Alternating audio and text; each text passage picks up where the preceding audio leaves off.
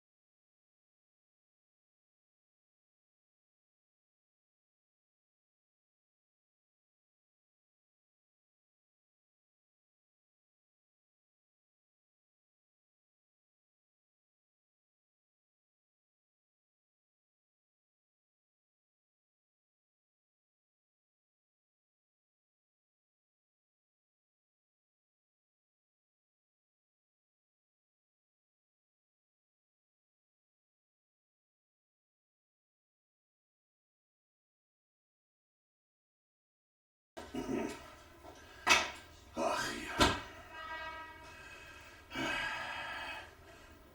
ولي واحدة الأرواح.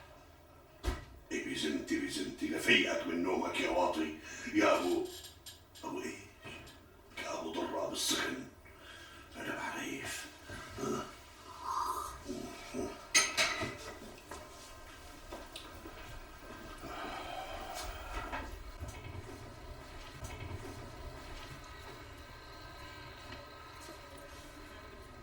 ولي لا ما وصلت.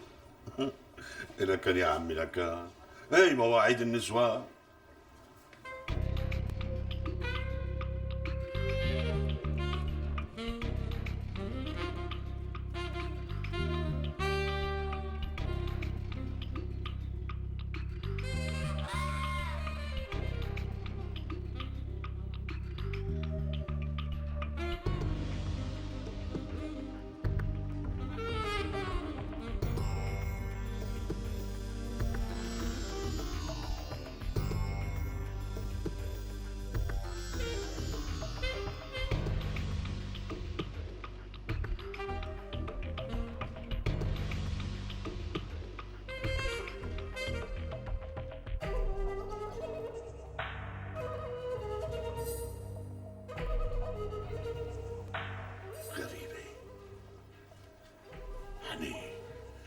ما لقوا إلا قدام بنايتنا يلدوا ويعجلوا.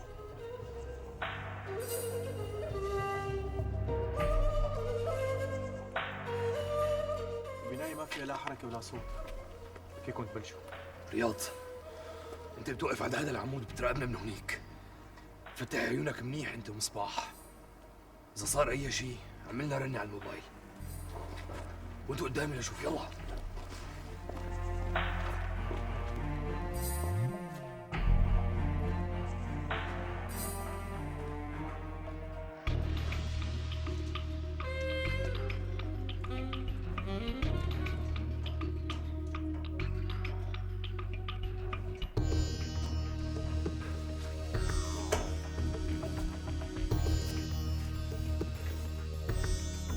لك شبك ما تفتح.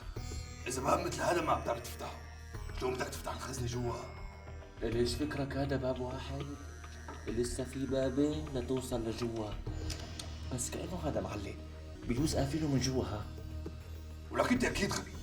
كيف طلعوا قفلوه من جوا؟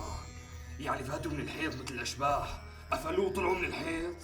روق عليه شوي، لا تلقوا خليه يعرف يشتغل. طيب شو رايك نحط لك اصبع ديناميت؟ ما بيكون اسهل؟ هلا وقت قافلك لك فاضل، أنا مو ناقصك. هلا وقت تفتيحك لمخك وتفتح لنا الباب الاولاني على الاقل.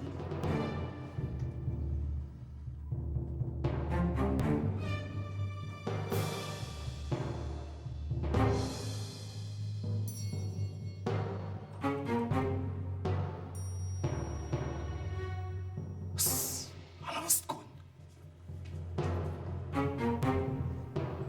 سمعتوا شي حركة؟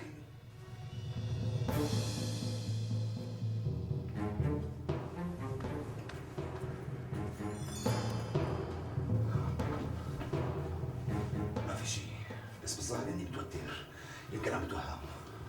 يلا خلصنا. شو شغلك؟ فتح لعبة بقلبهم، مدقرين 6 طقات. بالله لك يطقوا رقبتك الهي. محلهم تصريف عملة. شو بدك اياهم يحطوا لك؟ قفل بلاستيك ولا يتركوا لك الباب مفتوح؟ هلا ورجينا شطارتك بهذا الباب، لسه اصعب من باب الخزنة. لا ما فيك. طلع حبيبي. كبري عليك يا كمال. حاستك السادسة لا تهيب. ومن أول ما شفت حركته المريبة. هلا شفت يعني. اتصل بالشرطة.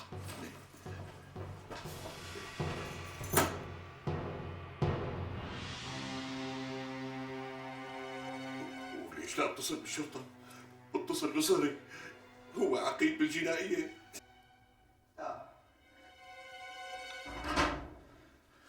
كبري عليك يا معلم. يلا يلا.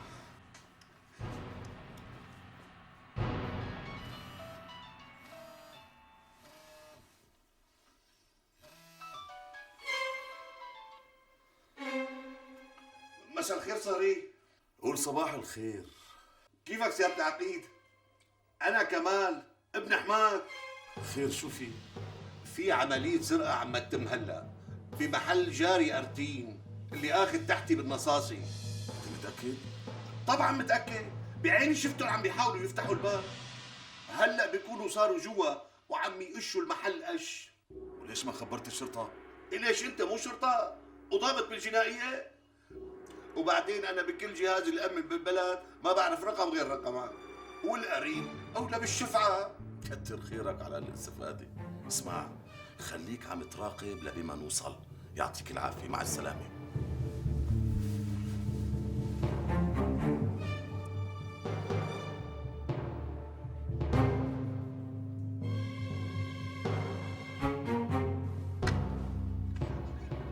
الو، نقيب ركان. خلال دقائق بدي الفرقة الخاصة بأسلحتهم الكاملة مع السيارات بباب القسم.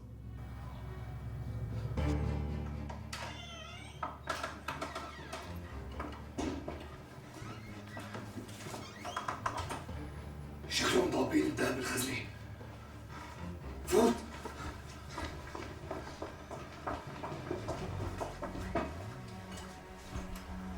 هلا ورجينا شطارتك. وانت قلتها.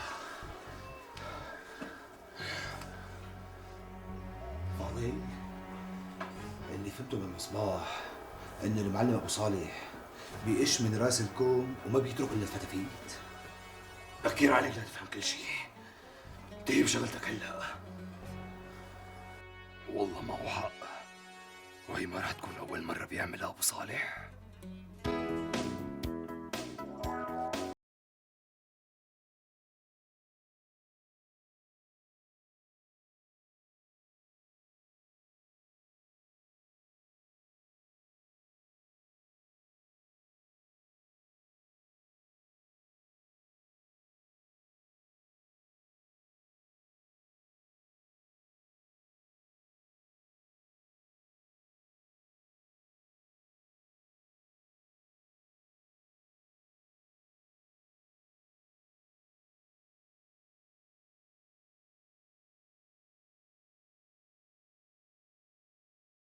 كل واحد اللي بيخلق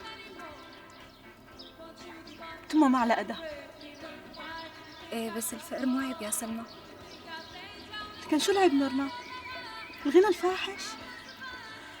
العيب يا نورمان اني استعير من عندك فستان لاحضر هيك حفله. سلمى شو بكي؟ بعرف انك بتحبيني، بعرف انه ما في فرق بيناتنا، بس لإمتى بدك تضلك؟ سلمى لكي انتي هيك صرتي عم تغلطي. خلصنا بقى، خليكي مبسوطة بالجو. أنا آسفة.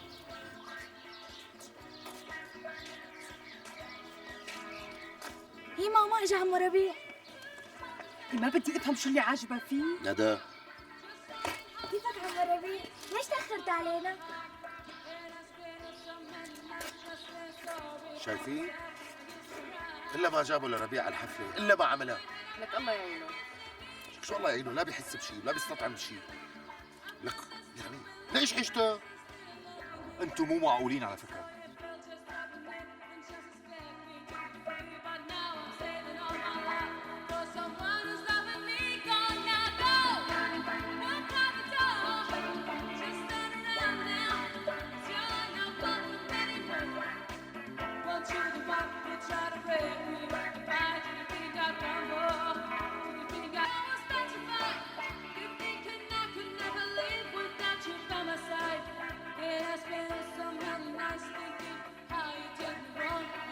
الله يعينك على عقلاتك. شو قلتي رضينا؟ ها؟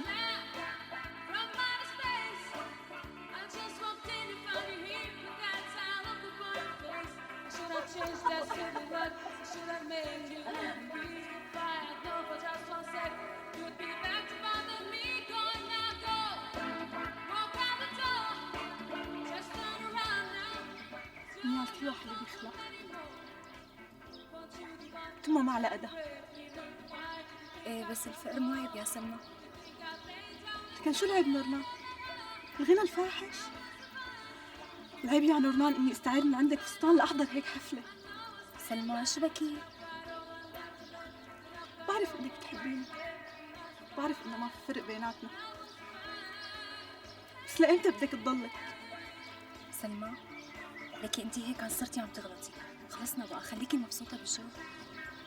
أنا آسفة.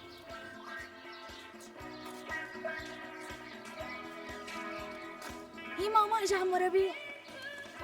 ما بدي افهم شو اللي عاجبها فيه. ندى، كيفك عمو ربيع؟ ليش تأخرت علينا؟ شايفين؟ الا ما جابوا لربيع على الحفله، الا ما عملها. لك الله يعينه. شو الله يعينه، لا بيحس بشيء ولا بيستطعم بشيء. لك يعني ليش عشتها؟ انتم مو معقولين على فكره.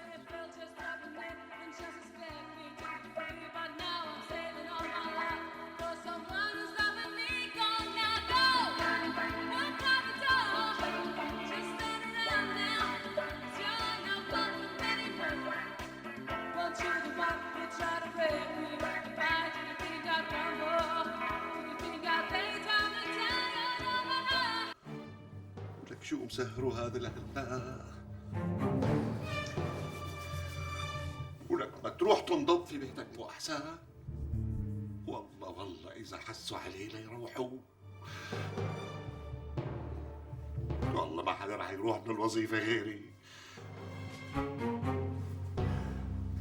فيقوا فيقوا. هذا ابو طارق بالسخن.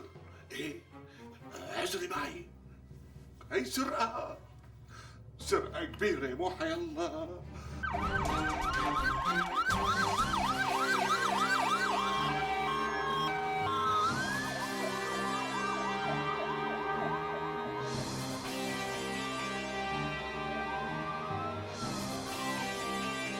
أخوة سعيد، شو بدك تقعدنا للصباح؟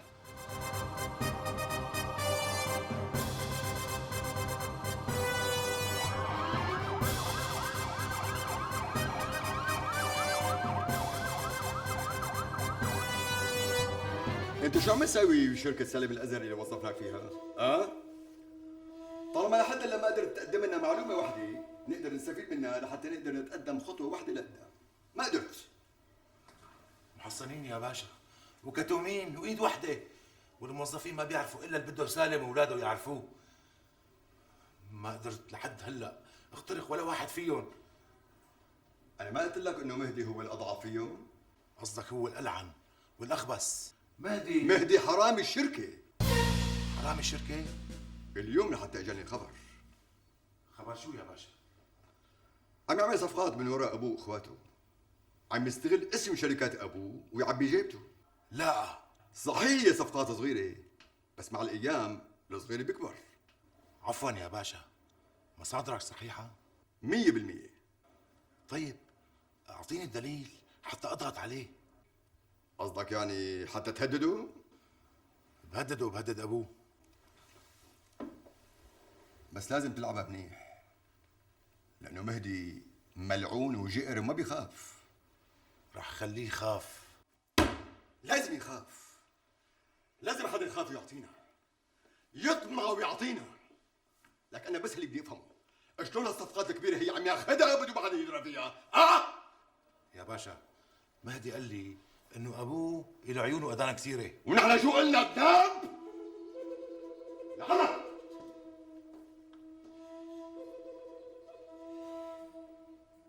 بكره بتيجي لهون تاخذ كل المعلومات، ويا ويلك اذا ما بتجيب نتيجه. يلا نقول لهم خليتي.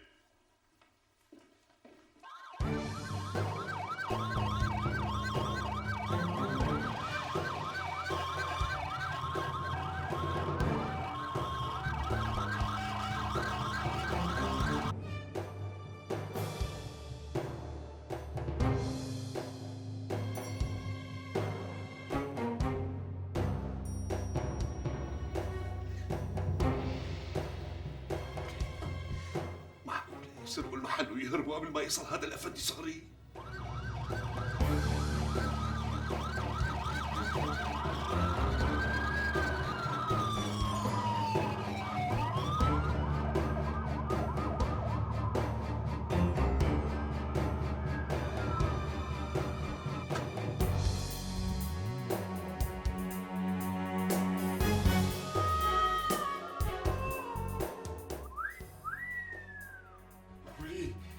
ولك هذا احلى من منظر كاترينا. مين كاترينا؟ لك ما دخلها. تعال بس.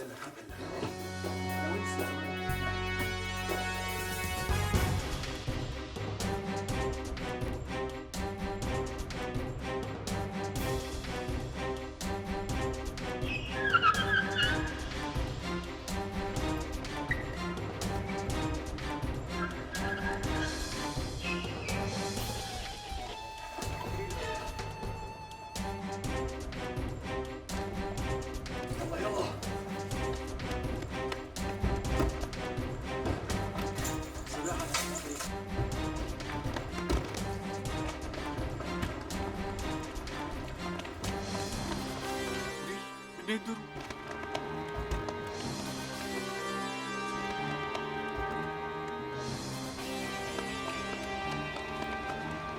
الشرطة والأمن معبين الحارة والحريقة كلها. شو؟ شرطة وأمن؟ كيف عرفوا من مين؟ نكون حاطين اجهزه انذار وما انتبهنا. شو نحن بأمريكا؟ لك كيف دريوا؟ يا خلا ابوها تاخذه وياه. حلو رياض، انت ومصباح خطورة. هاي هي البناية. شغلوهم من ورا بالعيال ثقيلة. تهويش بالأول إلا إذا اضطريتوا.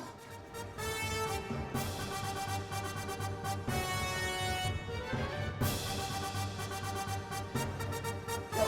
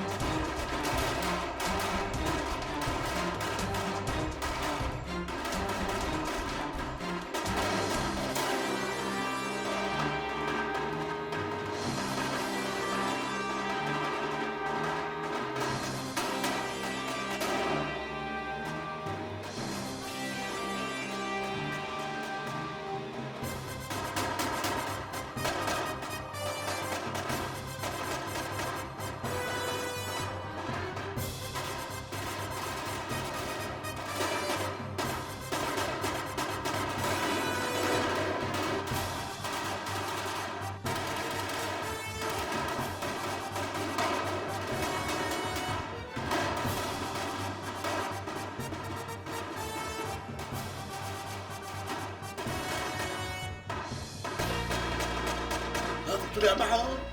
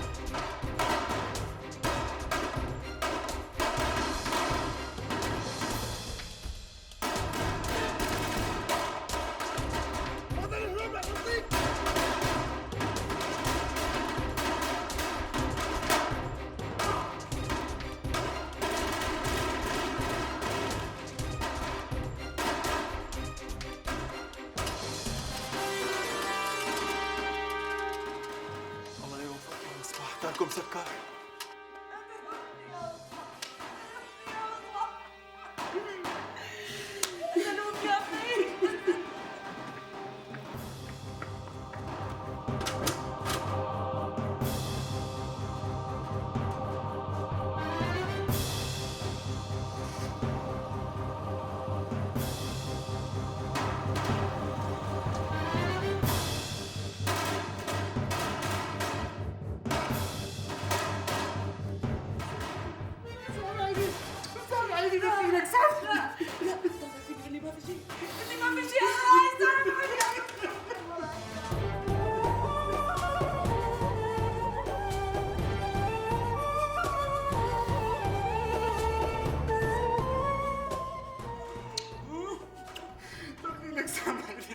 سامحيني.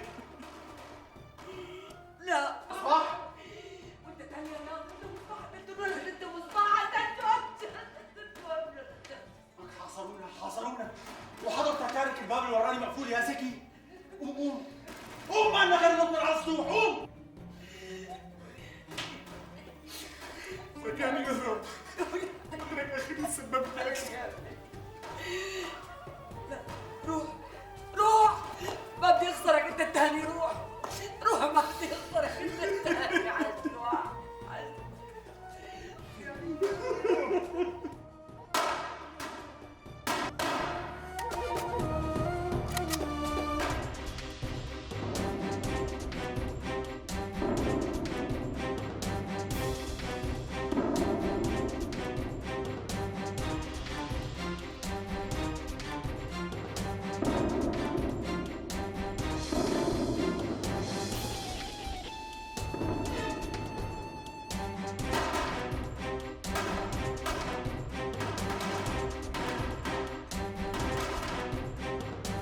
نقوم ما معنا وقت المنطقة محاصرة. قوم قوم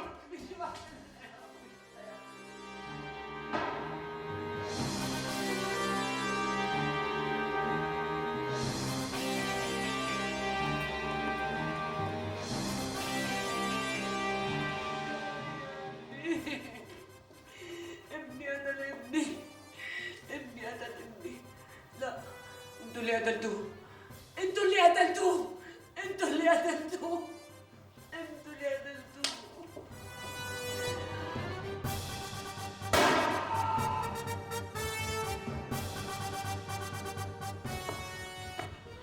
ولا حركة ولا فجرت راسك. أخي بركان. نعم سيدي. فتشوا المبنى ومحل المجوهرات والطابق الأول بسرعة.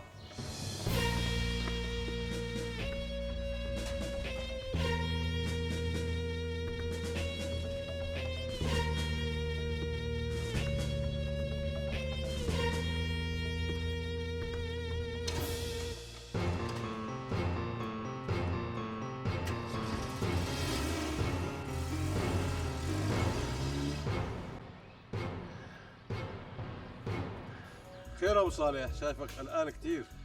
لا ما في شيء، بس منتظر تليفون من شان الشغل ولا ما اتصلوا. قلقوني شوي. يا سيدي كلياتنا هيك، وين ما كنا دائما عقلنا بالشغل. على سيرة الشغل، شو صار بصفقة الكونديشنات؟ في أخبار جديدة؟ كله تمام، خلص كل شيء بوقته.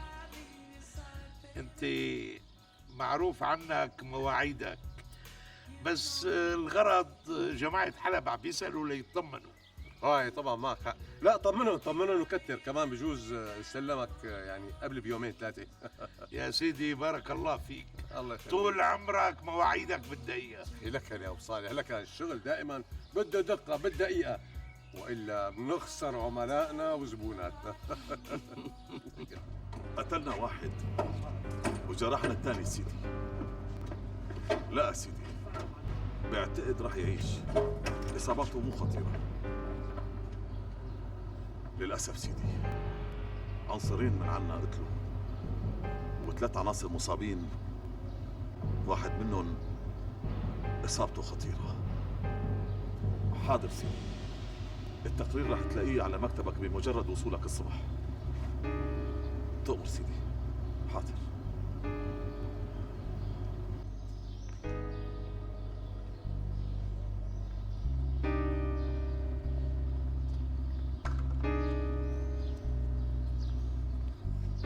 انت شو اللي مسهرك لهلا؟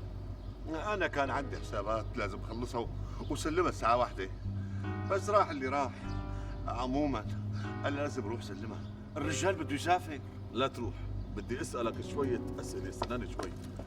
سيدي، في صبي صغير انقتل أثناء إطلاق النار بهداك البيت، والظاهر إنه واحد من أفراد العصابة بيكون أخوه لهالصبي.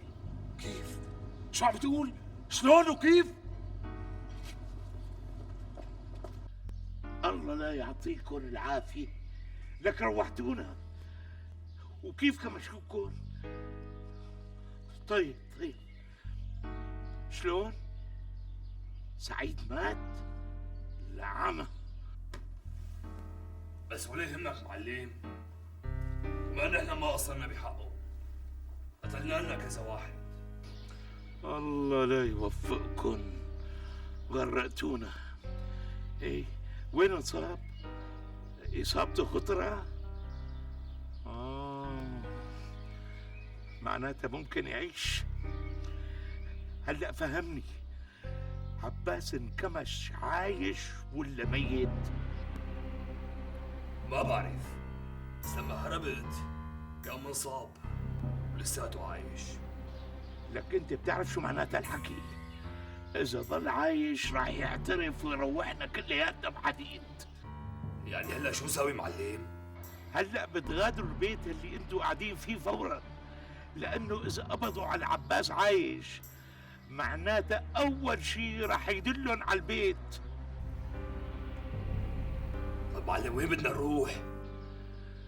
انا راح اتصرف، راح ابعث لكم نايف ياخذكم هلا لمكان امين مؤقتا لبين ما اشوف شو راح اساوي.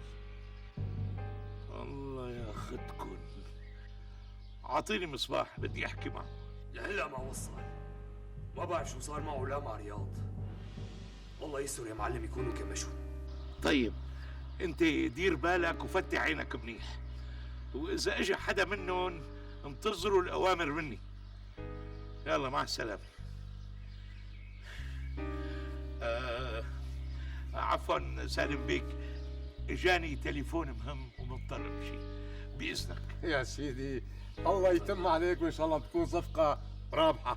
وانت كمان مبروك عليك صفقه البواخر. الله يخلينا. يلا بتسمح لي، بس والله ما شفناك يعني. يلا معلش مره ثانيه ان شاء الله. يلا الله معك، مع السلامه. الله مع يسلمك. السلامات. يا علي.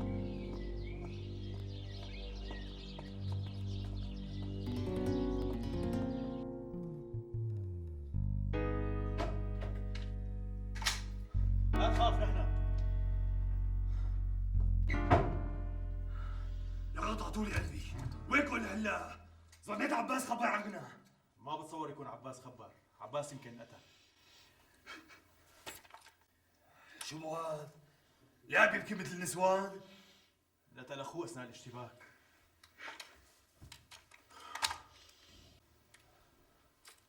الله يرحمه. أنا اللي قتلته، أنا سبب موته. أنا كان لازم ساعده لحتى يتولد. أنا قصفت له عمره. أنا صباح، خلينا بمصيبتنا هلا. عباس اذا انمسك عايش رح نقتل كلياتنا، نحن لازم فورا نفكر كيف نطلع من هذا البيت قبل ما يطبوا علينا. حكيت مع ابو صالح وقال هو اللي رح يتصرف، ولازم ما نتحرك من هون ليخبرنا هو شو لازم نسوي.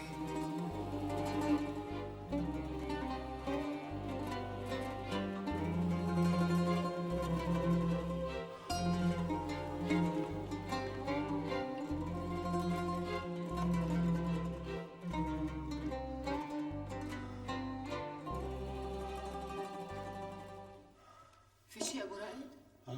لا ما في شيء. ضايق نفسك ما؟ ايه شوي. مشان هيك انسحبت من السهرة ولسه نص المعازيم موجودين. ايه ما بعرف، فجأة حسيت بشوي تعب. ابنك ربيع اللي تعبك.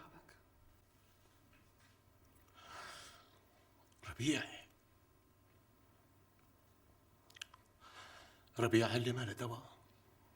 بتعرفي رودينا، أكتر شي بضايقني إنك أنت أمه وإخواته كمان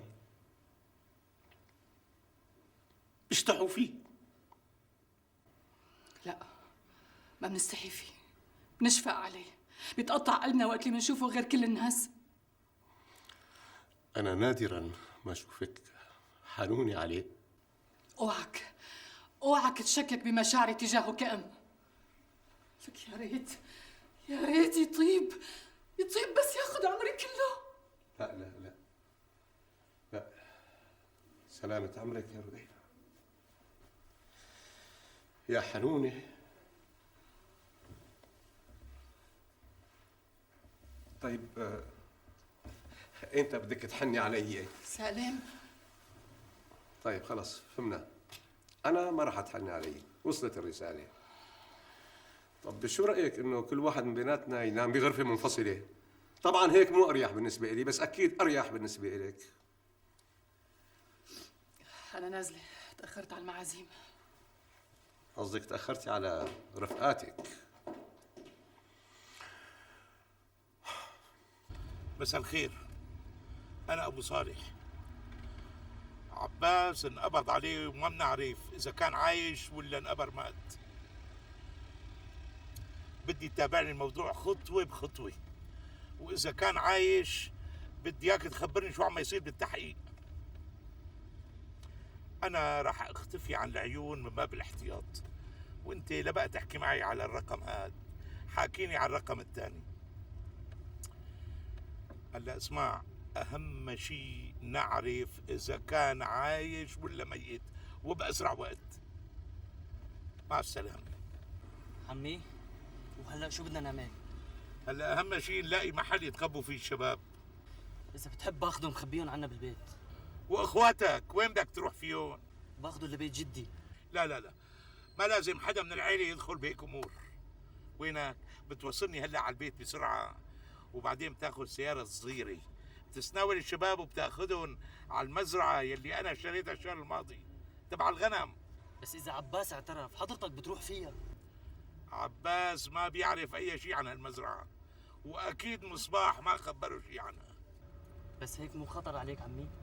لك هذا حل مؤقت حاليا لبين ما الاقي لي تصريفي. وينك؟ ناولني موبايلك، خليني احكي مع فاضل اشوف اذا رياض ومصباح وصلوا ولا انقبض عليهم هالشحاش كمان.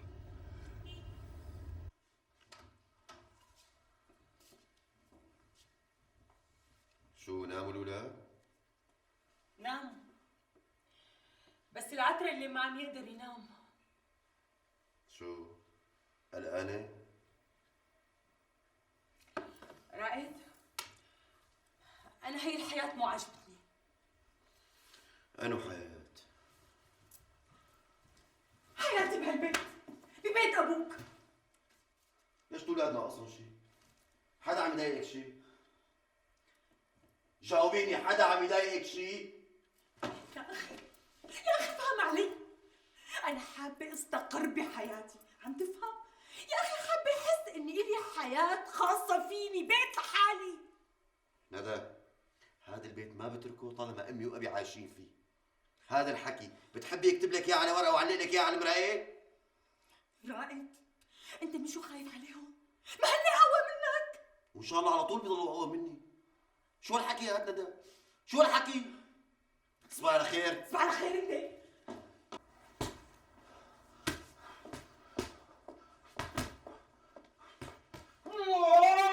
يخزي العين عنك، جاي هالكان من السهرة ولسه عم تتدرب. شرفك، شوفي عضلاتي مو كبرانين عن الشهر الماضي. مؤيد، أنا هاي الشغلة ما فاتت براسي. لعيونك، هلا انا بلحظة واحدة فوتها براسي. يبعت لك إن شاء الله، لك معقولة كل الناس يسهروا ببيتكم وأنا الوحيد اللي ما أسهر؟ ليش يعني ليش؟ بصفتك شو؟ بصفتي مرتك، ولا أنت نسيان إنه نحن متجوزين رسمي؟ انت اللي نسيانة انه نحن متجوزين سري. إيه ما اختلفنا. لا اختلفنا، وانا وانت حاكين بهذا الموضوع اذا بدك قبل ما اروح اليوم. والله أنا دا أخلقي من هالعيشة. انا اللي دا خلقي من هالعيشة. 4 أشهر إلنا متجوزين، دا خلقك نغمة جديدة هي نزلي لي اياها على الموبايل. مع انك اكثر وحدة طولتي عندي لحد هلا.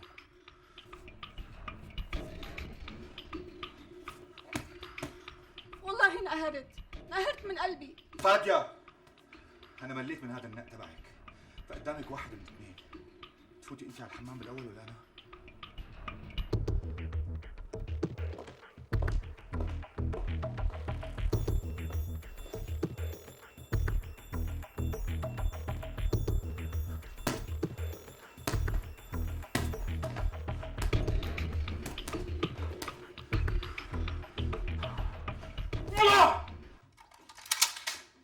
رعبتوني، هذا انا وما في حدا معي. طمني شو صار معكم؟ عرفتوا شيء عن عباس؟ لهلا مو مبين شيء، والمعلم بده اياكم تيجوا معي على مزرعته الجديده لبين ما يلاقي لكم مكان امين اكثر. خلونا نتحرك بسرعه قبل ما يطبوا علينا، ولا تنسوا ثيابكم اللي هون، ولا تنسوا اي غرض يدل عليكم هون. خلونا نتحرك بسرعه. نتحرك.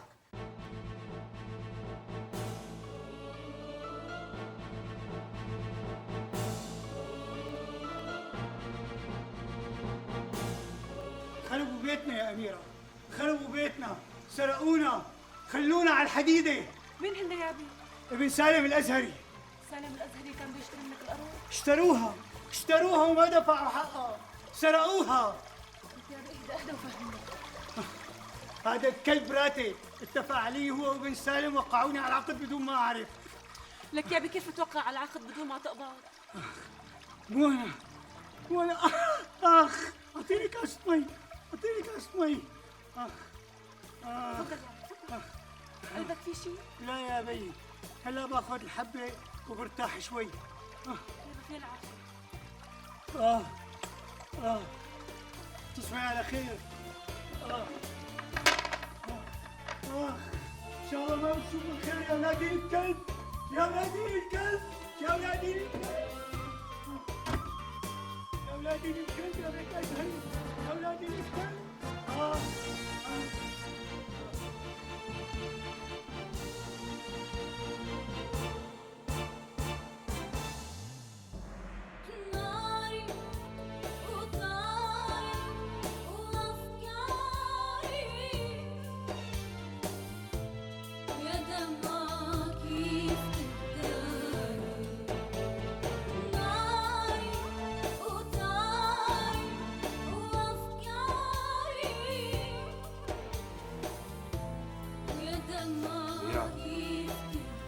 ما فقتي؟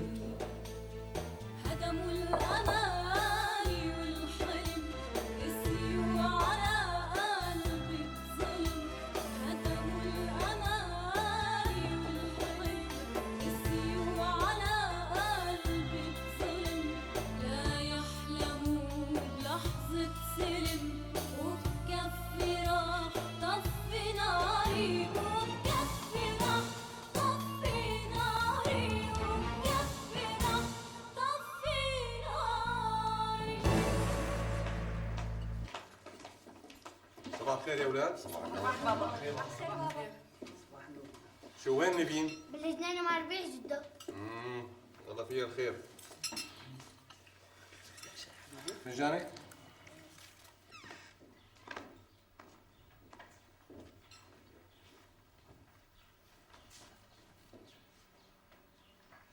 جدو معلش افطر معنا عمو ربيع. إيه لك حبيبي، هلا ما فطر ربيع. تعال حبيبي تعال، أنا بفطرك. بابا رح قاعدة جنبي حابة طعمي أنا. إيه طيب، اليوم هو من حصتك ها؟ نيفين من حصتي، تعال حبيبي عادي جنبي هون. في حدا ناقص؟ عمو مؤيد. بس معقول مين مؤيد يضل عايش لحاله؟ هذا اخوك مؤيد بري، ما بيعرف يعيش غير لحاله. إلا يتزوج بيعيش لحاله. أنا شاكة إنه يكون متزوج. نعم؟ متزوج؟ لا، ما بعتقد يتزوج بدون ما يقول لي، معقولة يعني؟ الزوجة الأولى، الزوجة الثانية، والزوجة الحالية. عم تعذبيني يا فادية على مهلك علي حتى ما تلحقيهم.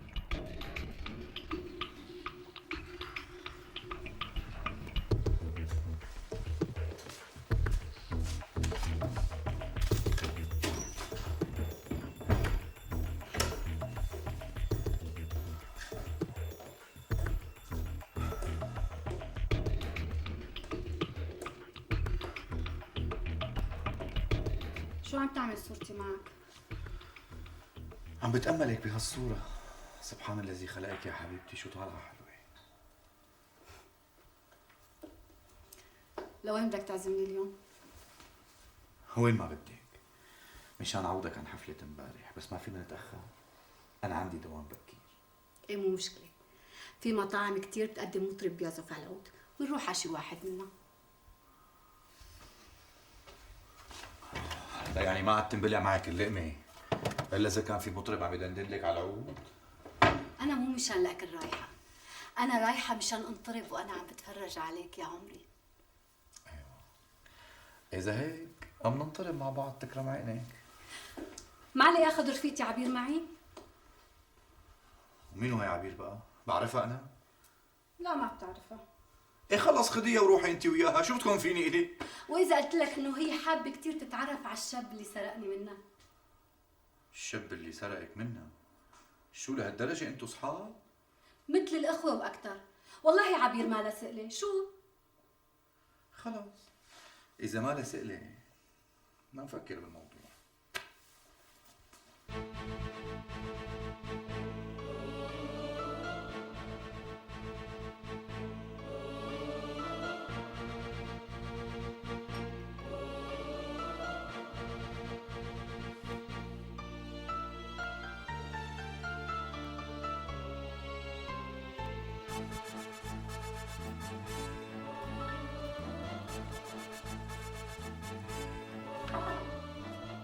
أميرة افتحي الباب.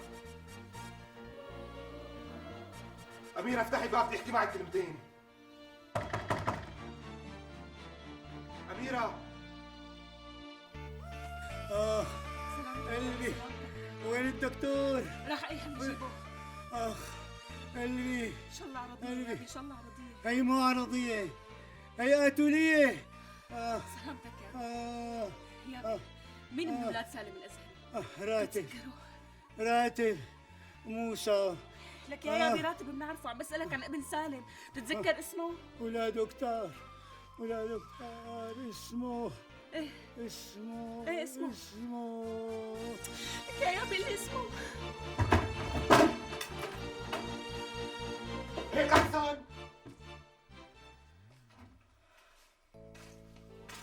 شو ما فيك تصبر على اختها؟ ما صار لي من الصبح عم خبط عليكي. أنت ليش هيك عم تعمليني؟ ليه عم تعمليني وكأني أخوك الصغير؟ وقت بيكبر الجرح بقلبي بتصير انت اصغر مني وبصير انا اكبر منك. لك ما جرحك هو جرحي، والا بطلنا ايهم واميره ونبطل اخوه. ليش انا لولاك ما كنت متطقين؟ ليش بقي لي حدا غيرك؟ وانا مين الي غيرك؟ الله يخلينا لبعض لبين ما ننتقم من الكفار. اختي مننتقم بس افهم. شفان ريقي، تعمل لي كاسة شاي؟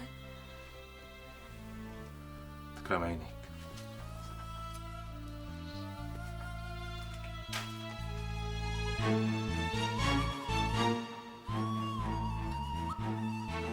يعني مصرة تذليني، مصرة تنتقمي مني. انت عم بتذل حالك، انا رايحه على المحل. بتعرفي اذا ما رجعتي لي ما رح خليك تتهني بعيشتك، رح اضل فوق راسك لتموتي. اذا قرب رجال عليك رح اقتلك وقتلك.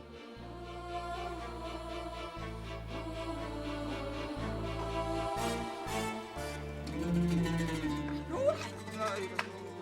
شو رايك وين تجيك بهالمشرب؟ حلوة زعلانة؟ انا ماني زعلانه. لا وعم تبكي كمان. عم ببكي على حظي. شو بو حظك ما بكفي انا اخوكي؟ لك انت تقبر قلبي. بعيد الشر عن قلبك، لا تقولي تقبر قلبي، مرة تقبر قلبي، مرة تكفني، مرة تشكر القاسي، مرة. طيب خلص انا اسفه.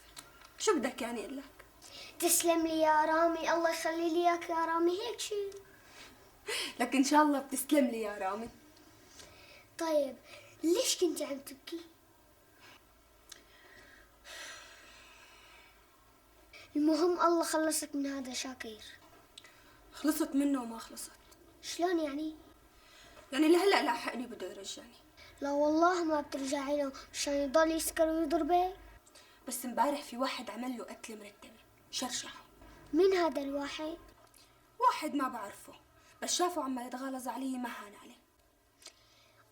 لو كنت معك كنا طحت براسي حتى ينكسر النظارات. على كل انا اليوم قبل ما اروح الشغل رح امرق على المخفر واشتكي عليه. ايه خليهم يحبسوه. لك انا ما بدي اياهم يحبسوه، بدي اياه يحل عن ظهري. ان شاء الله بينكسر ظهره. قوم حبيبي قوم خلينا نفطر. هاتي بريق الشاي تقبريني. ديري بالك ما تكون ايد البريق سخنه. دريتوا انه شاكر عم يتغالظ على اختي ريحه؟ شو عم تقول؟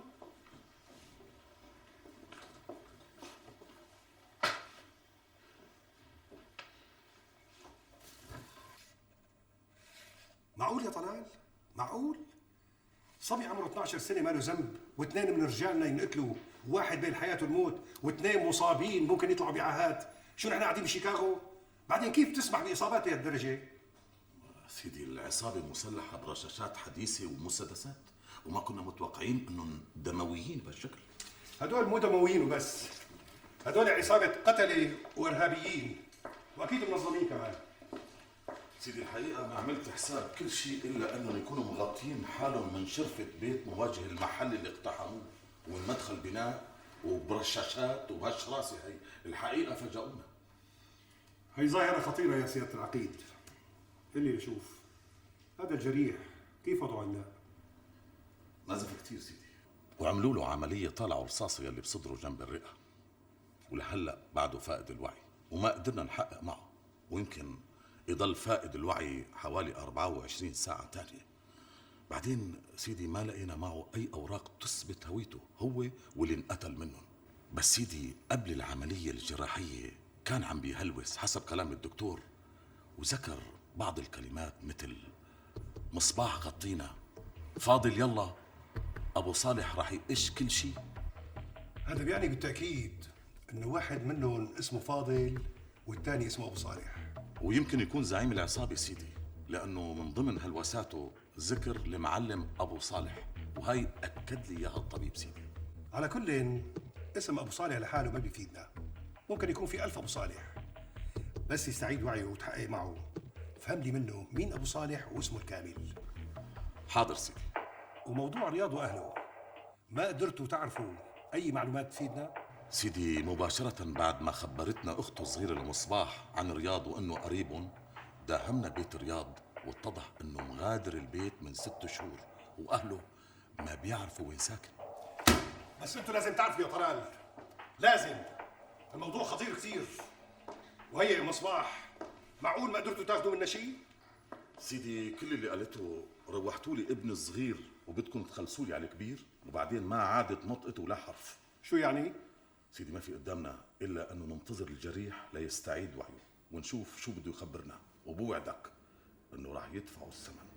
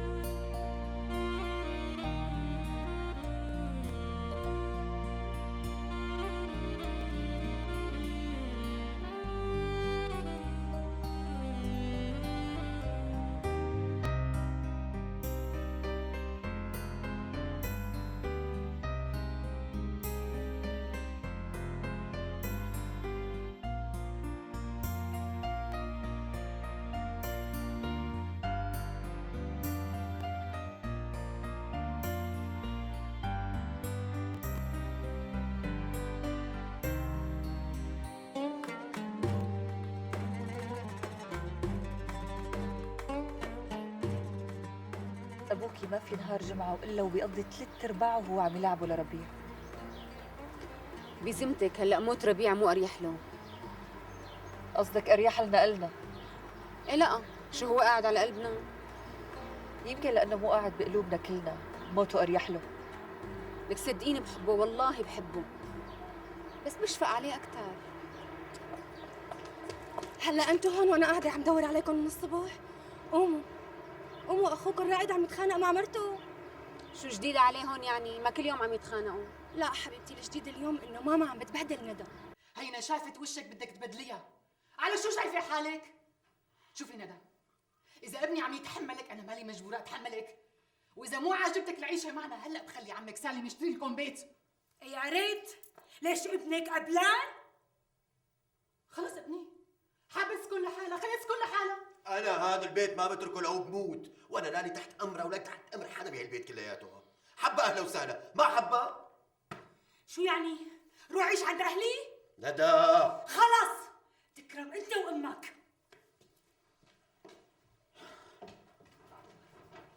شو هي تكرم أنت وأمك؟ هلا راتب موسى هو اللي اتفق مع ابنه لسالم الازهري؟ إيه. بس كيف بدك تعرف أنه ولد من ولاده؟ ولاد سالم كتار، كيف بدك تعرف شو اسمه؟ ومن راتب. وبركي راتب انكار. شو ينكر؟ دق بخوانيقه ليقول لي الاسم، بعدين راتب جبان من اول كف يبزق كل شيء ببطنه. خلاص انا بفهم منه الاسم، بروح على الشركه وبقابله. اعترف ورجعنا الارض او دفع لنا حقها يا دار ما دخلك شر. ما اعترف بروح شوف ابوه. ايه وبلكي ابوه قال ما دخلني. ساعتها بقتله هو وابنه. ايه قلت لهم ابونا ما تقتل يا ايها، مو لازم يدفعوا حق الارض، لازم كمان يتعاقبوا. لك هذا ابونا يا ايها، اوعك تتهاون معهم ها، اوعك.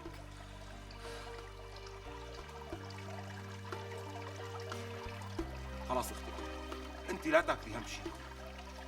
خليني اروح على الشغل هلا، اشتغلي بنص النهار، بتعرفي نتفضل بلوك. الله معك. يلا خلاص.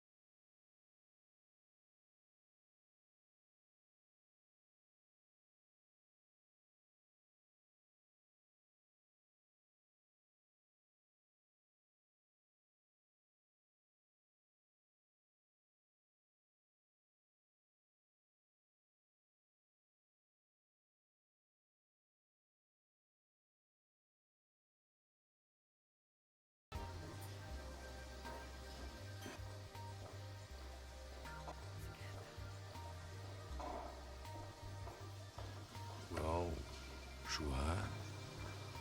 الله شي حلو. خرب بيتك يا فادي على الرفيقة.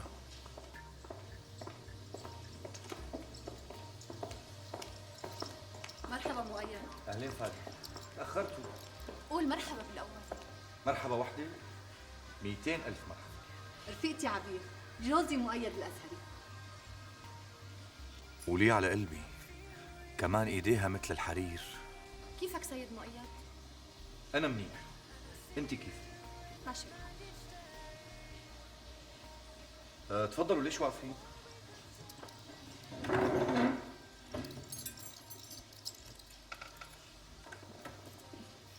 هيك يا غدار تاخذ لي رفيقتي مني؟ بدك تتحملها، عبير بتحب المزح كثير. وأنا روح قلبي المزح واللي بيمزح. قلتي لي أخذتها مني؟ ما صار شيء، خديها. شو هاد؟ يعني قصدي تاخدك يوم وترجعك تاني يوم.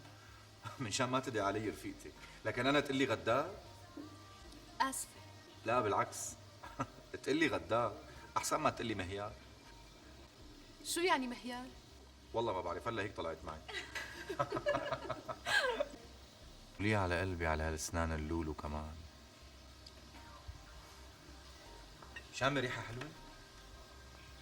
لأنه قاعدة معنا عبير وعم تفوح ريحتها. طيب عند إذنكم شوي. تفضلي حبيبتي.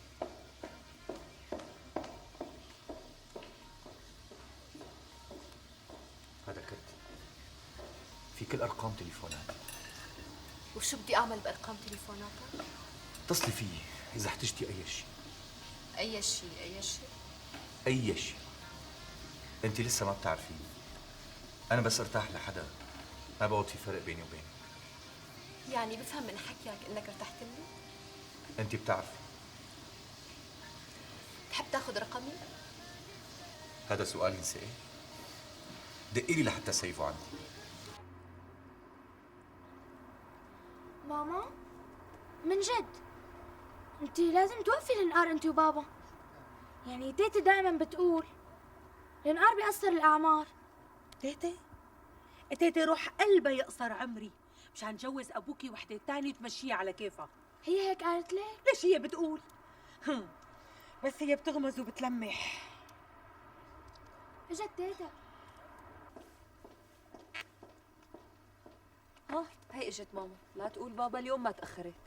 إيه لا ما لها حق طبعا، لازم تجي بعد نص الليل مثل كل يوم.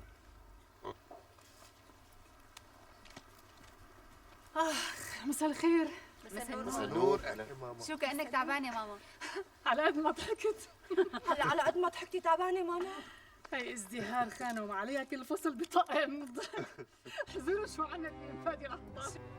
والله مو شايفتني ولا كأنه موجود. شو هالحظات. وينك يا ايهام؟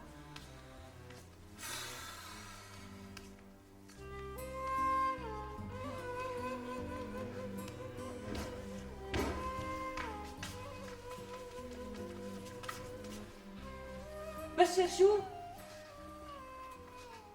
ما لقيته. كيف ما لقيته؟ ما لقيته ما رح لاقيه. لك ايهام احكي. راتب افندي من اسبوع مسافر برات البلد. انت شو عم بتقول؟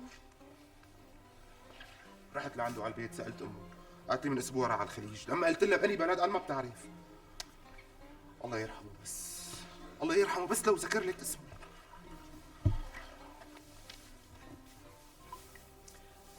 ايهام بدي لك على شغله بس لا تعصب علي. هو ابوك الله يرحمه كان ذكر لي اسمه قبل ما يموت، بس انا ما عم بتذكر. أميرة دخيلك، إن شاء الله تركزي، لازم تتذكريه. يا ربي والله ما عم بتذكره، كأنه تبخر من راسي. ما بصير يتبخر، إذا ما تذكرتي مين نطالب بحقنا؟ اولاده اكيد مشتركين مع اخوهم. شو ايهام؟ كأنك بلشت تتراجع. لك شو اتراجع؟ بس عم فكر منين بدي بلش. بتبلش من سالم الازهري، اكيد هو واولاده مشتركين مع راتب على ابونا. حقنا ما لازم نضايق يا ايهام، ودام ابوك ما بيروح حدر. حط هذا الشيء بين عيونك. اذا ما بتقدر تقوم بهي المهمه اتركني انا اقوم فيها. بتعرفي؟ حاسس إنه راتب لساته هون بالبلد، وقايل هيك لأمه لحتى ما عاد تسأل عنه. بس وين بدك تلاقيه؟ البلد كبيره. لا بلاقيه، في له كم صاحب هون، إلا ما يكون عند حدا منهم. بكره بعمل لي حوصة. بس هلا المهم نتأكد راتب هون لما لا.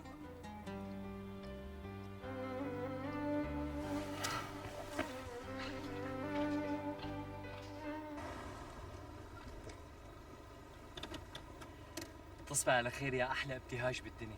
وانت من اهله. عفوا انا يعني ولو سؤالي غليظ، انت كم سيارة عندك؟ 3. ليه عم تسأل؟ لا بس يعني كل مرة بشوفك بسيارة شكل كأنه عندك وكالة سيارات.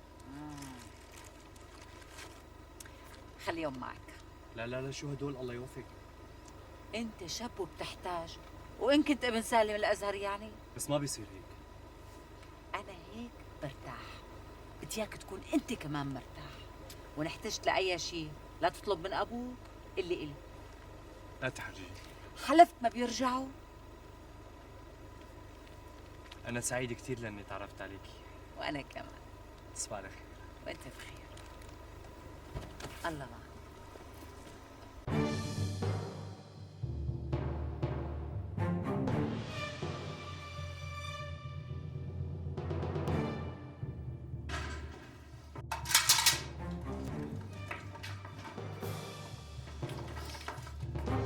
شو بكون؟ شو صايركم؟ بعدين الأعصاب يا معلم.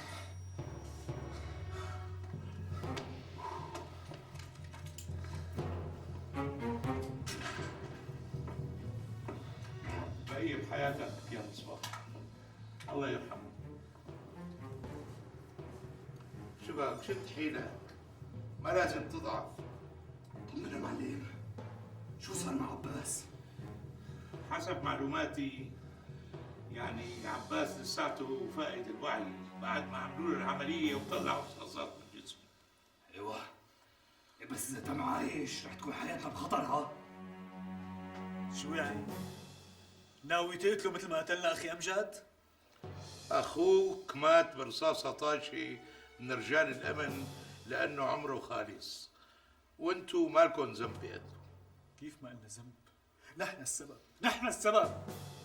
هلا اخوك مات وراح، الله يرحمه، بس نحن بحكم الميتين، والحي ابقى من الميت، ولازم نفكر بحالنا.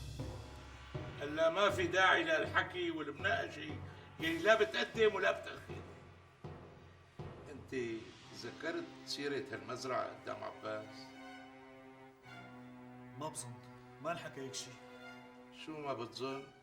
هذا مو رد، لانه اذا ذكرتها وعاش الافندي بعد ساعات بيلقطوكن وبنروح كلياتنا. لا معلم، متاكد ما ذكرتها. عموما قعدتكم هون مؤقته، لأن ما أنا مضمونة طالما الأفندي مو متأكد، وأنا رح أدوركم على مخبط تتقووا فيه لبين ما نشوف كيف بدها ترسي هالمصيبة يلي وقعتونا فيها، ولبين ما لاقي محل تاني رح تضلوا هون بهالبيت. طلعة من هون ما في، ونايف بيأملكم كل طلباتكم. بس لازم تدبر لنا سفرة برات البلد معلم، لأنه هنين أكيد عرفونا ورح يطالعونا مثل الشعرة من العجين. لهلا ما بظن عندهم اي معلومات عنك، بس عندهم كل المعلومات عن رياض ومصباح، لانه اكيد ام مصباح بقت لهم كل شيء. عموما رح نشوف شو رح يصير ونتصرف على اساسه. اعطوني الاغراض اللي جبتوهم من عند ارتين لحتى نلاقي له تصريفي. المصاري السوري بتفرزهم وبتوزعهم عليهم 3 بالتساوي. أمرك معلم. والذهب والعملات شبك انقمصت هيك؟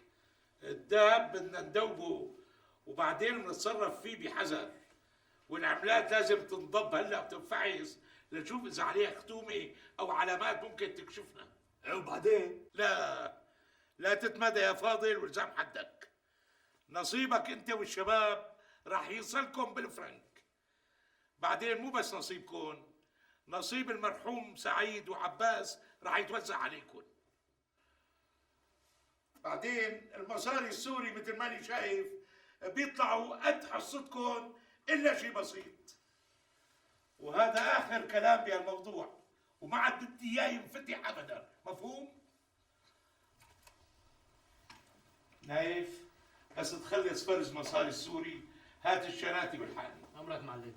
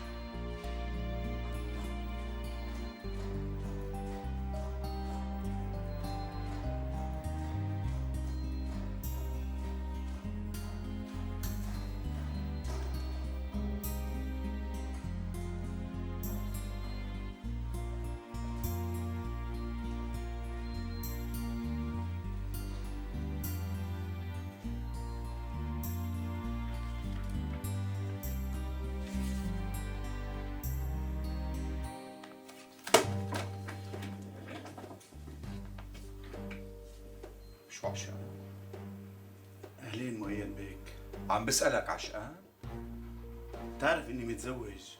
حتى لو متزوج بركي عشقان مرتك. حدا بيعشق مرته مؤيد بيك؟ لكن في موظف بيقعد قعدتك هيك شارد سرحان؟ هي البوالص فيها أكتر من غلط. كنت عم فكر منين بلش الغلط. الغلط بدك تطالعه وتصلحه. إذا ضليتك هيك قاعد ومتنبل ما رح يتصلح. بدك تطلع البوالص وتقراهم مرة وتنتين وعشرة. راجعتها ولسه بدي راجعها بس انت بتعرف اني انا بكره التنبلة ما هيك؟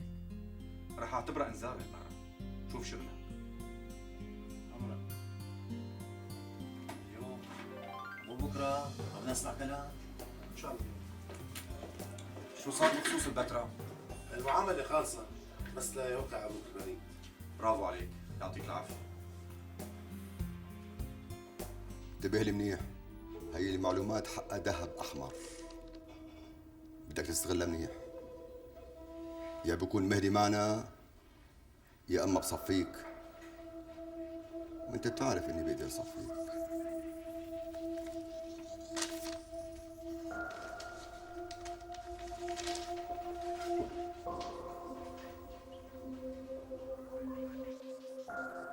انا ليش خايف من مهدي؟ المفروض هو اللي خاف مني. لك انت واحد ما بتفهم؟ انا بسمح لك استاذ مؤيد. واذا كسرت لك اسنانك هلا بتسمح لي؟ نحن هون عملنا الغلطه بكفره يا ابني. انا محملك المسؤوليه كامله. راجعهم دققهم مره ثانيه. واذا بتغلط هيك غلطه اعتبر حالك بالشارع.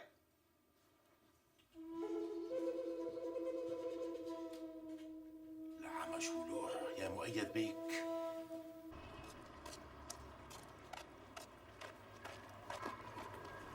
دير بالك وانت عم تقطع الشارع ها، ومساك هي مشان تشتري اكله طيبه. معي سندويشة ما بدي. مساك حبيبي، بلكي اشتهيت شي. عطيه يلا بابا، خليه يجمعه، خليه يصير معه حق المفصل اللي ركبته. هالكام ليره ما رح يأثروا، بعدين حق المفصل اكثر من 100,000. مساك بكير عليك تهكل هم الكبار. فكرتيني صغير؟ طيب من بكره رح يصير اشتغل وساعدك. رامي لا تزعلني منك. ليش شو عم اعمل؟ هلا انت بتحمل حالك وبتروح على المدرسه، وبس يجي وقتك بتشتغل وبتصرف علينا. يلا حبيبي لا تزعلني منك. باي.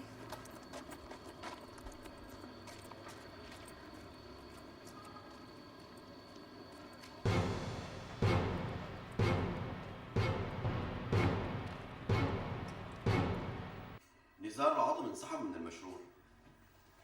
حابين نكمل لحالنا. حابب تكون معنا؟ تفضل هي الورقة رتب معه. سلامات يا كبير، كيفك؟ كيف صحة؟ ان شاء الله مبسوط. درست المشروع؟ حابب تدخل ب 30%؟ انت معنا باذن الله. ان شاء الله تدخل 90%. ولو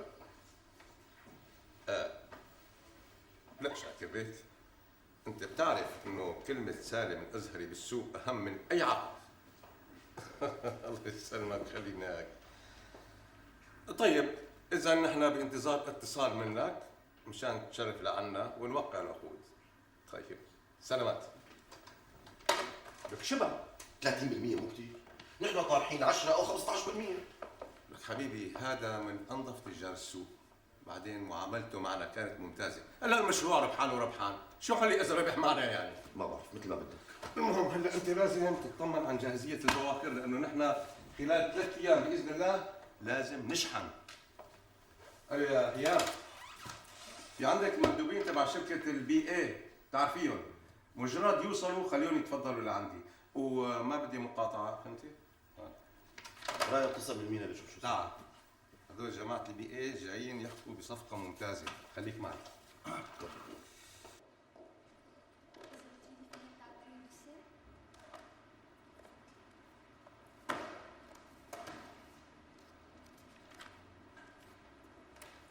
طيب اوكي ميرسي.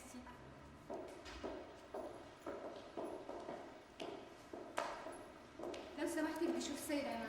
مين حضرتك؟ قولي له سوسن الازهري. معلش تعالي شوي، عنده اجتماع شغل بمكتبه. معلش تقولي له انه انا هون؟ قلتي لي شو اسمك؟ بظن قلت لك شو اسمي. سيد عماد، في وحدة اسمها سوسن الازهري. حاضر.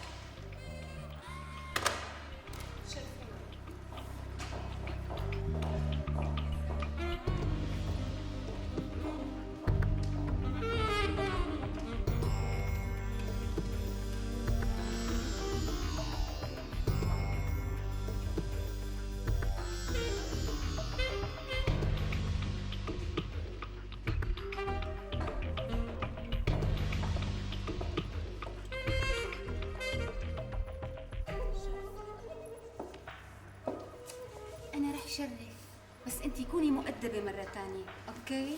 يا ميت اهلا وسهلا يا انسه سوسن. نورتي الشركه، شرفت المكتب. تفضلي تفضلي.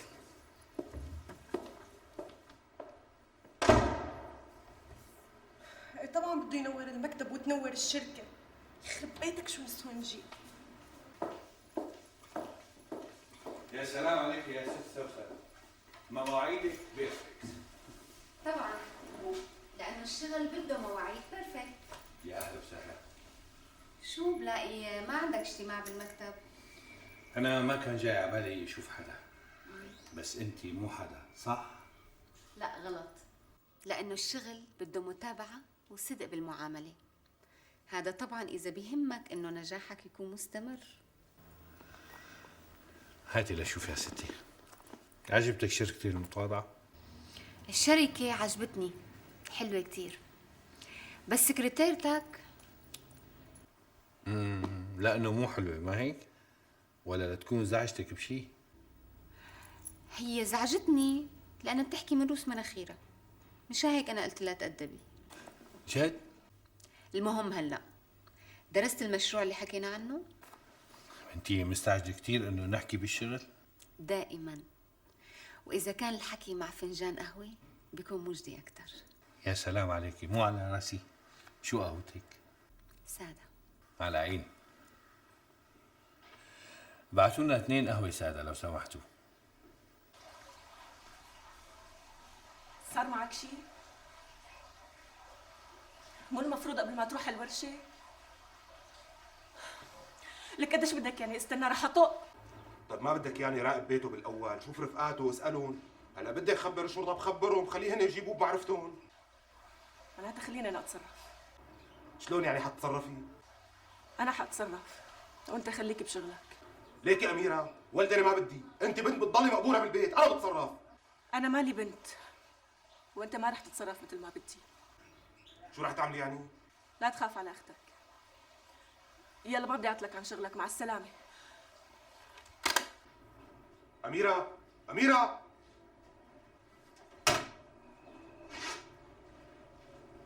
شوف لي سماعة التليفون ما انكسرت؟ لا ما انكسرت معلم. بس أكيد انشعرت. مع مين كنت عم تحكي؟ مع أختي معلم. ممنوع. أختك؟ لا والله مو أختك. مفهوم مفهوم. خلاص بكره الصبح بيكون العمال عندك. امرك مفيد بيك امرك. مع الف سلامه. شوفي ست سوسن، انا من حيث المبدا ما عندي مانع ابدا اني اكون شريك معك بالمشروع ومهما كانت النسبه، بس بصراحه ما قدرت ادرس المشروع بنفسي. قلت لحالي الافضل انه ندرسه سوا. بيكون احسن، لانه انا عامله دراسه كامله عنه وفي نسخه عندك.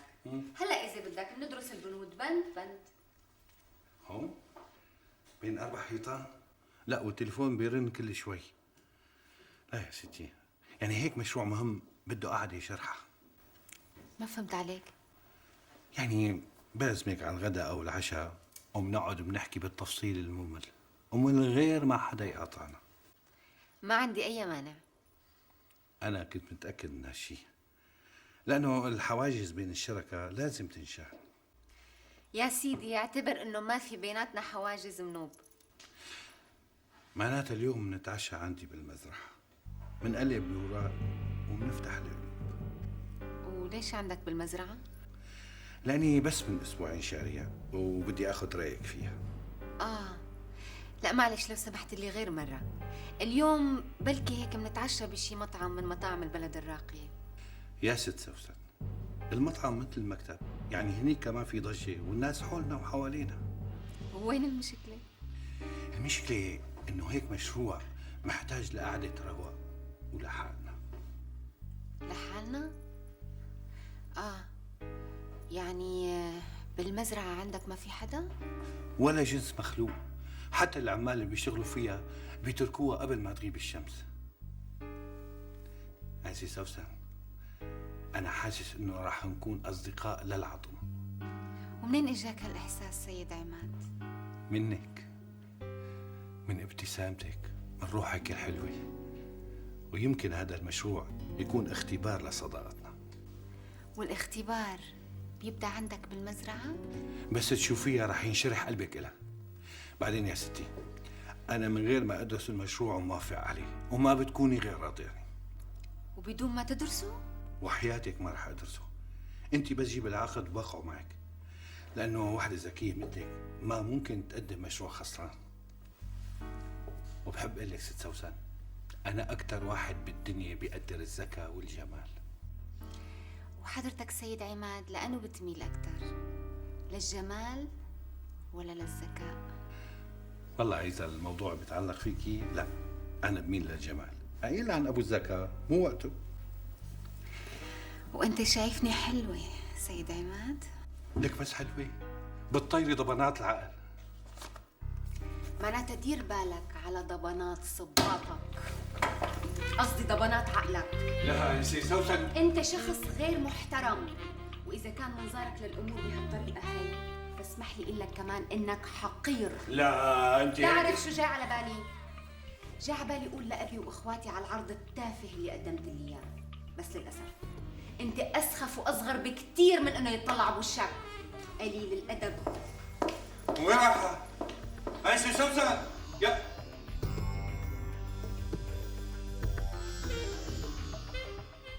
معقولة؟ معقولة هاي سوسن اللي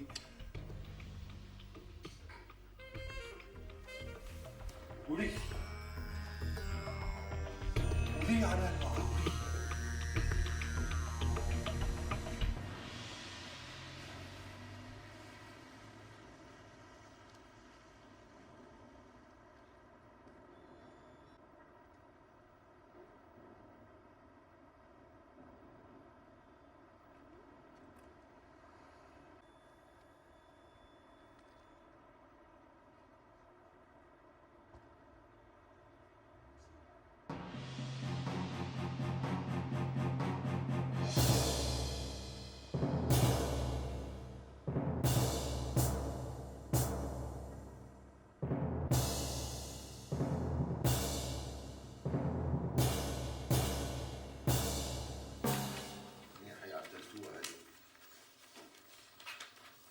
تفضل. فاكس مكتب البرادة يا هلا بتبعتوها؟ هذا استاذ.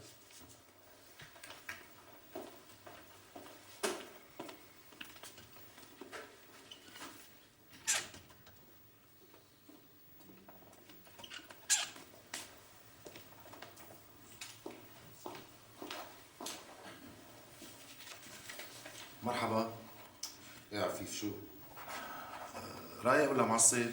فوت بالموضوع مباشرة. الموضوع إشكالي. إذا ما كنت رايح على 24 ما حقدر أفتح. لا أضيع لا وقتي ولا وقتك، الله يرضى عليك يا عفيف. ما بعرف كيف بدي أبدأ. عفيف ضيقت لي خلقي. في واحد بعت لك تهديد عن طريقي. تهديد؟ هيك سماه. مين هو؟ ما قال لي شو اسمه.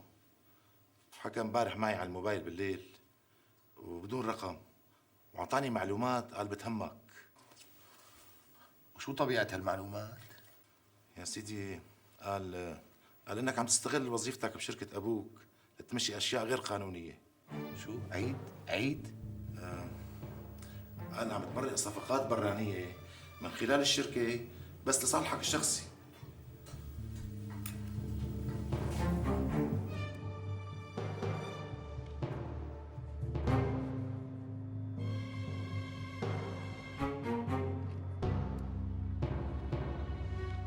قل لي عفيف، انت شو دورك بهاللعبه؟ انو لعبه؟ لعبه المعلومات والاتصال، هي شو؟ شوف يعني انه واحد هيك يختارك من بين كل هالعالم لحتى توصل لي تهديده عن طريقه يعني فيها شويه مبالغه، شويه سلبينه، يعني شغل افلام مصريه. قديش خابط لحتى توصل لي هالمعلومات؟ لا هيك ما بسمح لك. لا بدك تسمح لي. لك انا صاحبك الوحيد بهالشركه. لك انت مو بس صاحبي، انت ايدي اليمين بالمحاسبه كمان. وبتشك اني عم اتامر عليك؟ لك ليش اتصل فيك؟ ليش ما حكى معي الي؟ اساله الو. ليش عم تسالني الي؟ اصلا انا رفضت وقلت له ما دخلني، قلت له احكي معك مباشره. قام قال لي لسه ما آن الاوان لاحكي معه، وقال لي اذا ما بلغته هالمعلومات اللي قلت لك اياها انا راح احكي مع ابوه مباشره واقدم له الدليل على انه عم يسرقه، لاني خفت عليك يعملها.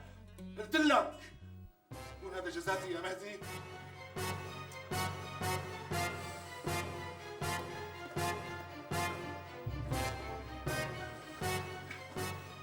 اتصل فيك لانك صاحبي. طبعا بدي احكي. التهديد وصلني.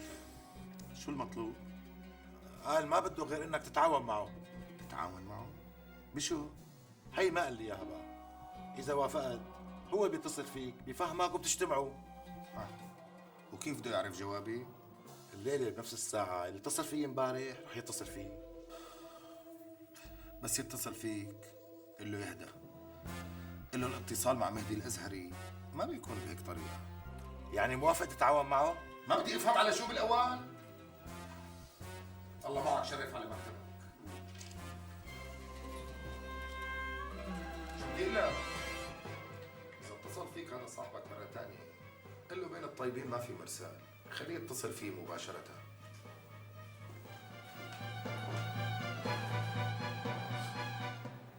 بص ايدي اذا مالك شريك معه بين اللعبه.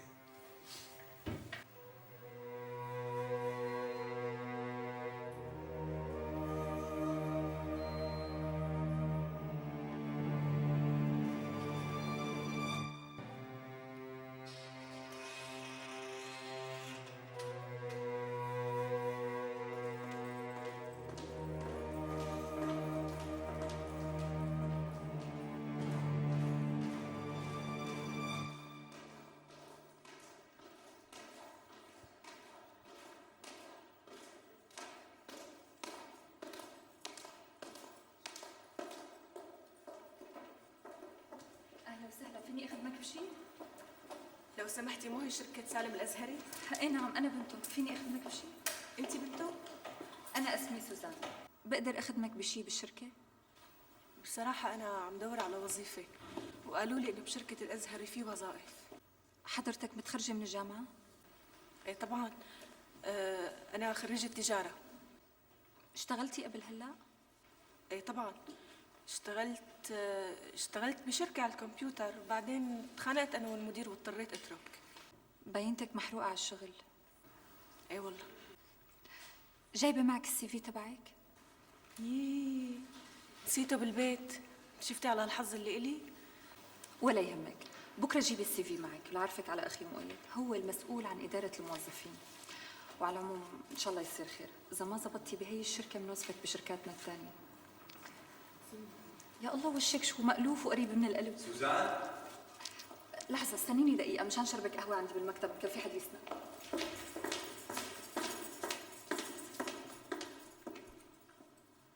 فوتي شوي عايزة.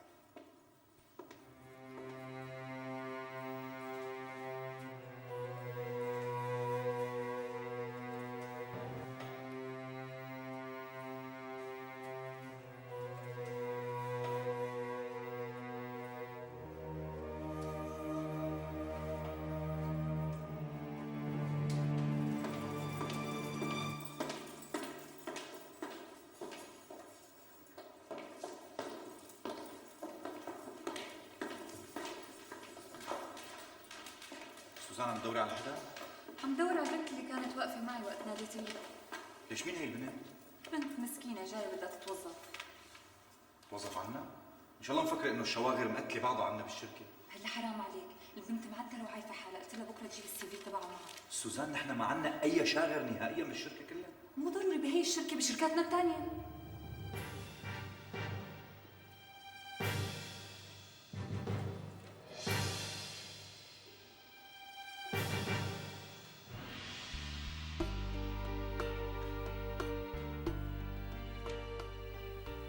سوزان في شيء؟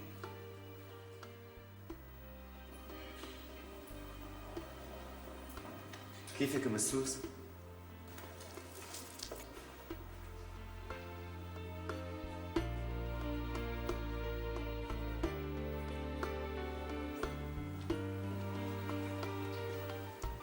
مكتب الاستاذ سالم ولا وين؟ فوق أول مكتب على الشمال. شكرا.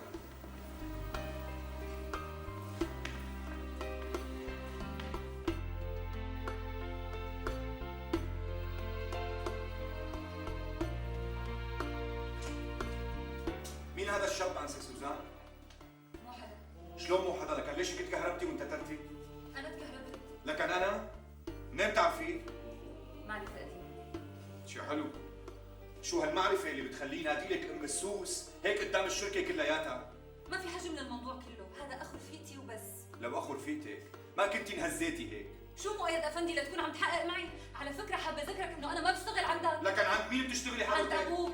كلياتنا بنشتغل عند ابوك. ومين مديرك المباشر؟ حضرتك بس ما بيحق لك تحقق معي. انا ما عم بحكي معك بصفتي مديرك المباشر، انا عم بحكي معك بصفتي اخوك اللي اكبر منك وبكسر راسك. قلت لك طريف اخو رفيقتي، وصار لي سنة لا شفته لا هو ولا اخته. طيب رح نمشي معك. اخو رفيقتك، ليش هيك ما رديتي عليه السلام وهربتي؟ هذا مو سلام، هذا اسمه قلة أدب لما بيشيل الكلفة بيني وبينه وبينادي لي هيك قدام الموظفين. شو في يعني؟ هي نحن بننادي لك كلنا ام السوس. انتوا اخواتي، وممكن اسمح لرفقاتي البنات تحديدا ينادوا لي بهالطريقة، بس هو لا. شو جاي يعمل عنا؟ ما بعرف، روح اسأله له.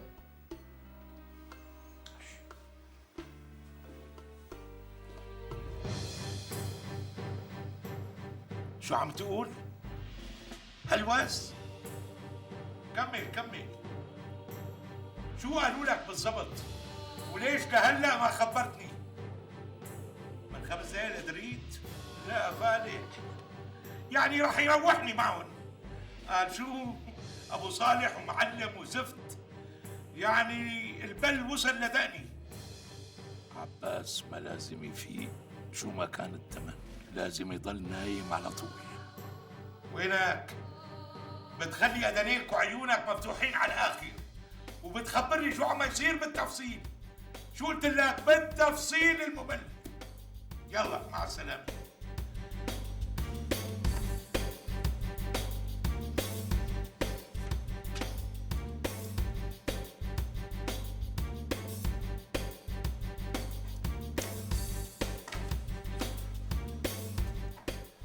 تاخذ معك حسان وتروحوا على المستشفى يلي فيه عباس.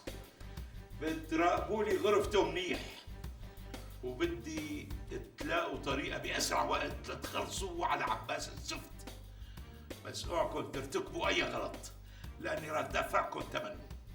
يلا تحركوا. بعت لي نايف وانتم. أنا من أول ما جابوا لي إياه ما فتحت. يخرب بيته قال هلوسي، لكن إذا فات شو راح يساوي؟ أول عمي معلم. هذا عباس هلوس قبل العملية، وقال أبو صالح ومعلم ومدري شو كمان. يا ساتر. بس ما بظن إنه ذكر اسمي بالتفصيل. بس الأمن راح يحاول يعرف مين هالأبو صالح، لأنه يمكن في 1000 أبو صالح بالبلد. لذلك بتخبر كل اللي برا إنه إذا إجا حدا وسأل عن أبو صالح يقولوا له ما عنا حدا بهالاسم، وإنه صاحب المكتب اسمه هاشم عبد الحميد. بس في منهم موظفين مو من جماعتنا، وممكن يتساءلوا ليش ما ليش. هدول كلهم بتعطيهم إجازة لمدة أسبوعين وبكامل الراتب، ومن هلا بتصرفوه. لا إلك أي عذر. يلا اتصرف بسرعة. المهم هلا يلحقوا يخلصوا على عباس قبل ما يروحنا. قال هلوس قال. ايه خلص نحكي مع بعض. يلا باي. نورمان خليني ماما، خليكي اشربي قهوه معي. طيب صباح الخير. اللي حاكيكي فيه صباح النور. ام عبدو حطي القهوه هونيك. خير ماما، شو الموضوع؟ راح اقول لك حبيبتي. شو ماما؟ جيبي فنجان قهوه تاني. حاضر. شو ماما؟ لولو خانم بتعرفيها؟ ايه بعرفها. امبارح وانا سهرانه عندها خطبتك لابنها يامن. شو ماما؟ شو يامن؟ شاب حلوة وابن عيلة، عنده محل بشارع الحمراء وبيته. ماما شو هالحكي هاد؟ ومبين عليه بيحبك. ايه يحبني مثل ما بده، انا شو دخلني بهالقصة؟ ايه طيب شو قلها؟ بدي قلتي لها مستحيل طبعا. بعدين يا ماما معقولة أنا أتزوج أنا الفصعونة قبل إخواتي التنتين؟ مو معقول ما؟ إيه طبعا مو معقول. بعدين أنا بكير علي لحتى أتزوج مو؟ إيه ما بتزوج إلا لحتى لاقي الشاب اللي على كيفي. أحسن، أنا كمان ما بدي إياكي توافقي.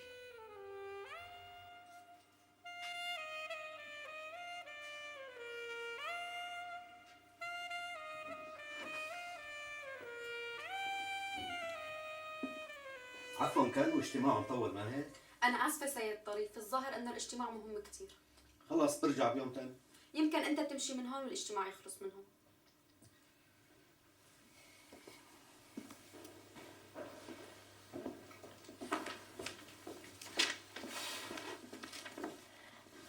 مرحبا هيا. هذا الفاكس تعطيه لبابا اول ما يخلص اجتماع مباشره وبتعطيها باليد، سمعاني؟ حاضر.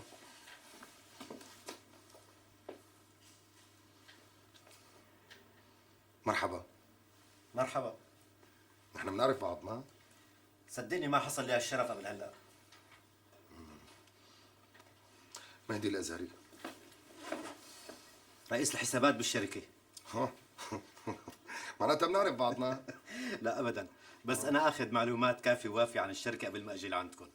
يا سيدي اهلا وسهلا فيك. طيب شو بقدر اخدمك؟ والله يا سيد مهدي شغلتي عند الوالد، في مشروع بدنا ننفذه، حابب اخذ رأيه فيه. حكيت معه؟ حكيت معه واخذت موعد، بس لهلا اجتماعه ما خلص. طيب شو رايك نروح نشرب هيك فنجان قهوه عندي بالمكتب لبين ما نخلص هو اجتماعه، لانه هو عنده اجتماع كثير مهم وبده وقت طويل ليخلص. ممكن. طيب هيام. بس يخلص الاجتماع بتخبريني على مكتبي، الاستاذ عم يشرب قهوه عندي. اوكي. شرف استاذ طريف ايوبي. شرف.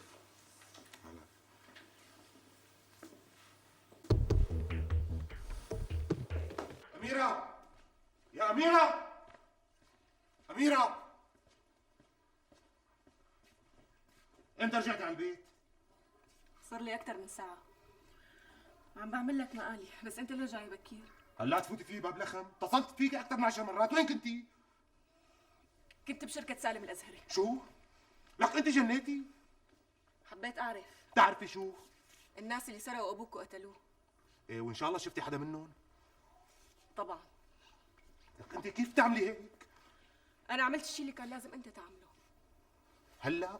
طب طولي بالك بس تشوف هذا راتب الكلب وافهم مين عدونا. كلهم أعدائنا، وإذا بدك تنتصر على أعدائك لازم تعرف من هن.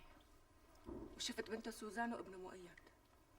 بتعرف إن سوزان طيوبة كتير وعاملتني بكل إنسانية؟ إنسانية؟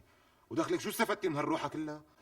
استفدت إني شفت شركة سالم الأزهري وتعرفت على ولدين من أولاده.